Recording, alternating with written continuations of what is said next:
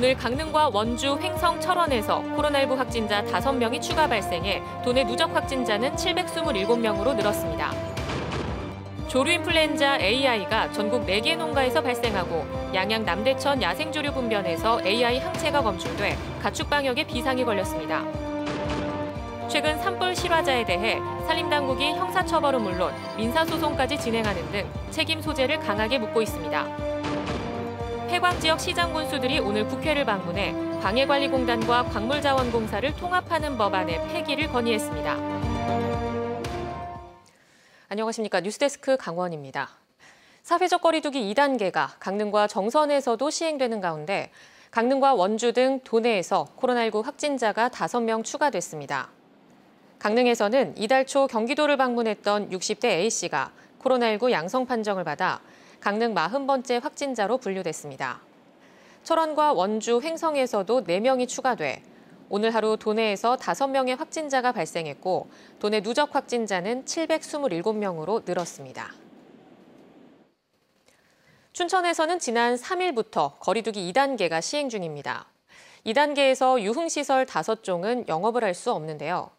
그런데 춘천의 한 콜라텍이 버젓이 영업을 하고 있다는 제보가 들어왔습니다. 이미 지난주 춘천시에 신고를 했지만 별다른 조치가 없었다고 합니다. 김상훈 기자가 현장 취재했습니다. 춘천시 보건소에서 불과 460m 떨어져 있는 한 콜라텍. 밖에서도 음악 소리가 크게 들립니다. 노인 3명이 차례로 콜라텍으로 들어갑니다. 영업이 의심되는 상황. 취재진은 경찰에 신고를 하고 출동한 경찰과 함께 들어가 봤습니다. 대낮인데도 어두운 방 안에 조명이 켜져 있고 노인 10명가량이 짝을 이뤄 춤을 춥니다. 흡연실과 내부 식당까지 콜라텍 안에 20명 넘게 모여 있었습니다. 경찰이 집합금지 위반이라고 말하자 이들은 영업을 하지 말라는 공문을 아예 받은 적이 없다고 말합니다. 공문은 아직 안 왔어요. 안 와가지고 그걸 모르는 거지. 직원 온 적도 없지. 현장에 나온 보건소 직원들은 집합금지 행정명령 공문을 아직 보내지 못했다고 털어놨습니다. 역학조사 등 업무가 많아 늦어지고 있다는 겁니다. 행정명령을 이제 한 다음에 그게 이제 지금 저희가 개인 부서에서 이분들한테 이제 이 안내나 이런 걸 해야 되는 게 있어요. 제가 각 시설별 부서가 다 다르잖아요. 그거를 지금 못 드린 거는 맞아요. 춘천시 후평동의 또 다른 콜라텍. 역시나 음악 소리가 울리고 안에서는 2명이 춤을 추고 있습니다. 이 업주도 영업을 하면 안 되는지 몰랐다고 말합니다. 오늘 오시니까 그래서 우리도 모르니까 물어보자. 그래서 이제 보고서 그 문자 온 거에다 제가 연락을 했어요. 시청에다 연결해 주더래. 영업을 해도 되냐? 그러니까 좀 기다리라고 그래서. 취재진의 콜라텍 영업을 알린 제보자는 이미 지난주 춘천시에 신고했지만 닷새째 별다른 조치가 없다고 밝혔습니다. 조치를 취한다 그래놓고서도 아무 또 그게 없는 거예요. 계속 영업을 하시고 있는 것 같고 사람들도 왔다 갔다 하고 그래서 제가 다시 시청에 전화를 했더니 네. 자기네 관할 부서 그게 아니래요. 춘천시 보건소는 앞서 지난 3일 모든 시민에게 재난 문자로 거리 두기 2단계 시행을 알렸고 유흥시설 업주들도 이에 따를 의무가 있다며 벌금 부과 대상인지 따져보겠다고 밝혔습니다. MBC 뉴스 김상훈입니다. 코로나19로 올해는 음주운전 단속 방법도 비접촉식으로 바뀌었습니다. 단속의 한계도 일부 나타나고 있는데요. 특히 코로나 때문에 단속이 없을 거라는 인식이 있어 경찰이 집중 단속에 나섰습니다. 이병선 기자입니다.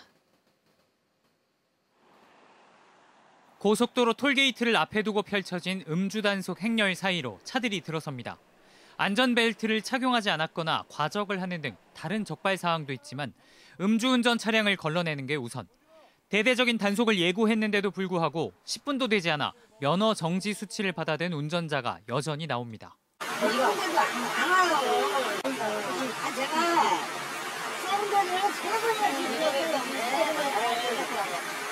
코로나 이전 단속과는 다른 풍경도 보입니다.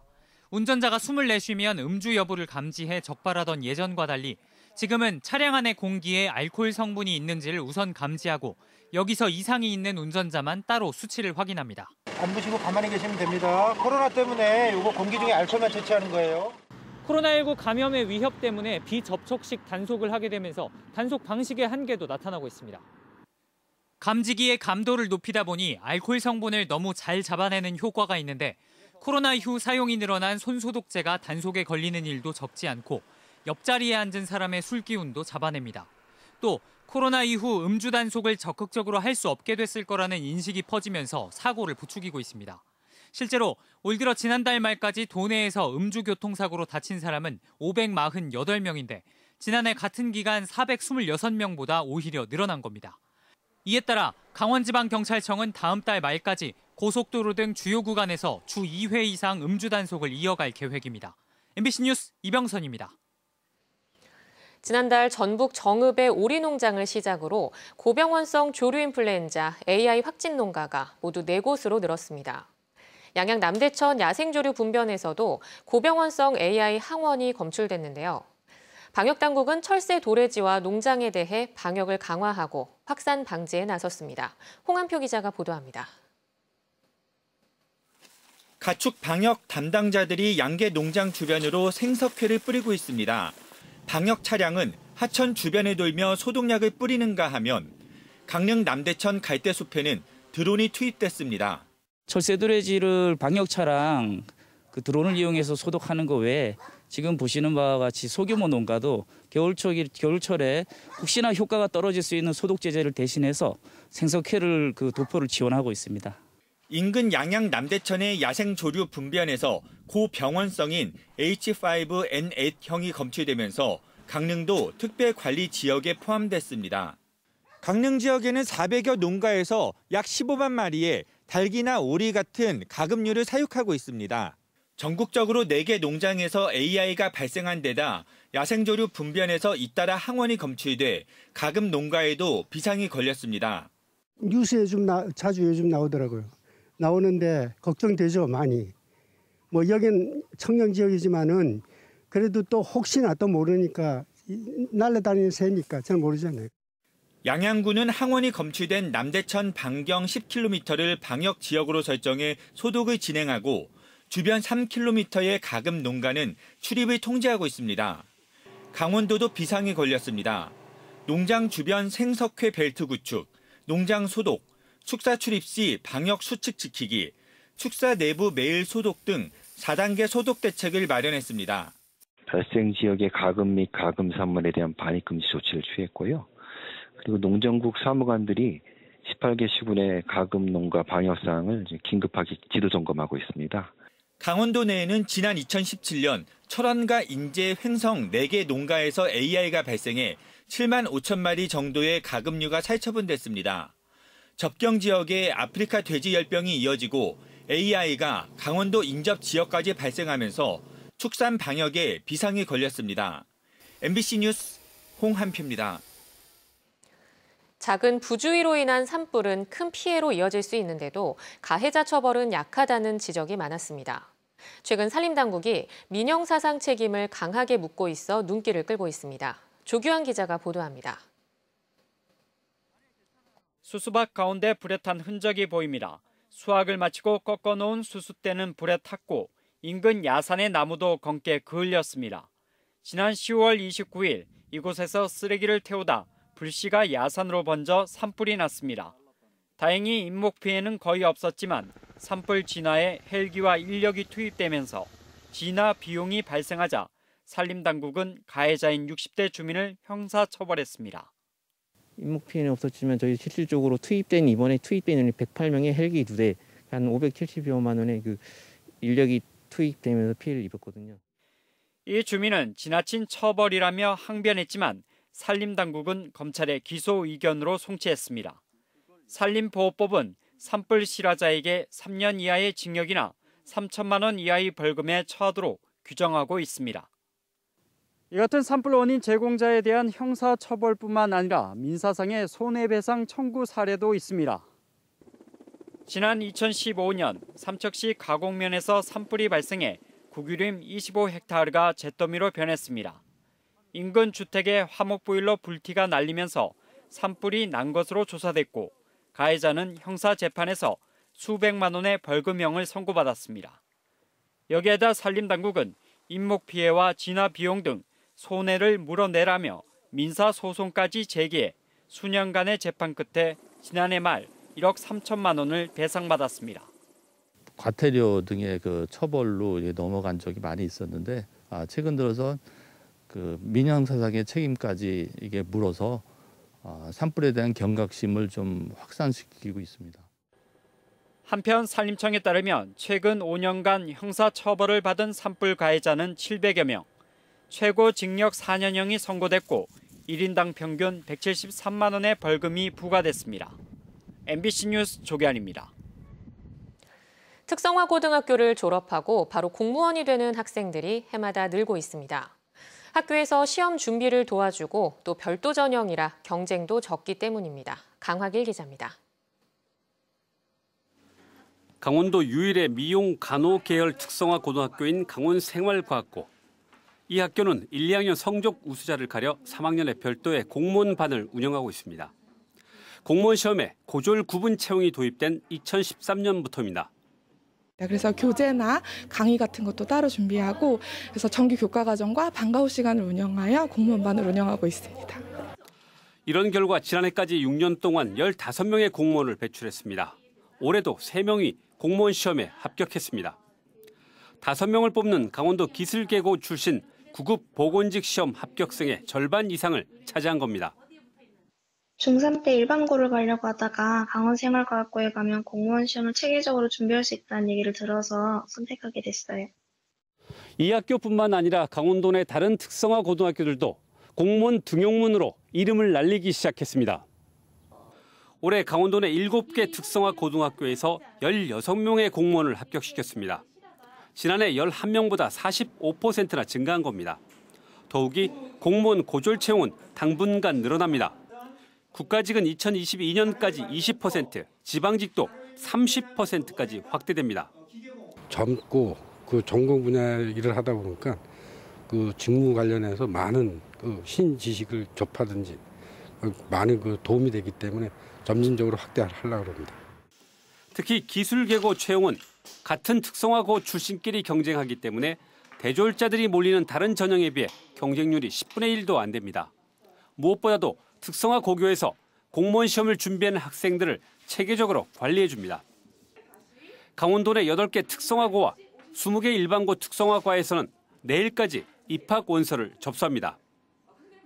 MBC 뉴스 강화길입니다.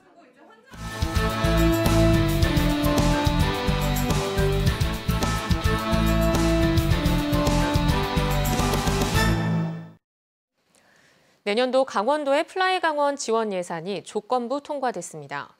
강원도의회 예산결산특별위원회는 어제 제4차 회의에서 경제건설위원회 예비심사에서 전액 삭감됐던 플라이 강원 운항장려금 60억 원에 대해 신규 투자 유치, 관광융합항공사 TCC 경쟁력 확보, 중형기 도입 등을 충분히 검증한 뒤 예산을 집행할 것을 조건으로 통과시켰습니다. 한편 내년도 강원도 예산안 조정 규모는 107개 사업에 153억 6,100만 원으로 오는 11일 열리는 제3차 본회의에서 최종 확정됩니다. 폐광 지역 시장 군수들이 오늘 국회를 방문해 광해관리공단과 광물자원공사를 통합하는 법안의 폐기를 건의했습니다.